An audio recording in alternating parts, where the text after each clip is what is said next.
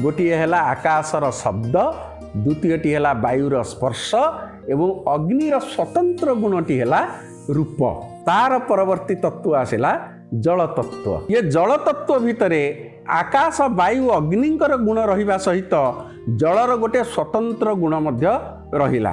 कौन से गुणटी देखंतु, जल को आमे एहा मिठा पानी खारिया पानी ताकू अनुभव करि पारुचे, तार गोटे रस अछि। जल होउची रस।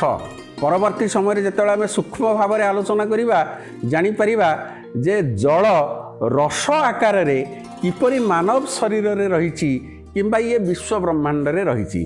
तेबे लौकिक दृष्टि जलर गोटे रस रहिछि, गोटे स्वाद मध्य रहिछि। अतएव जल तत्व भितर जो गुण रहिले ताहा होउचंती शब्द, स्पर्श, रूप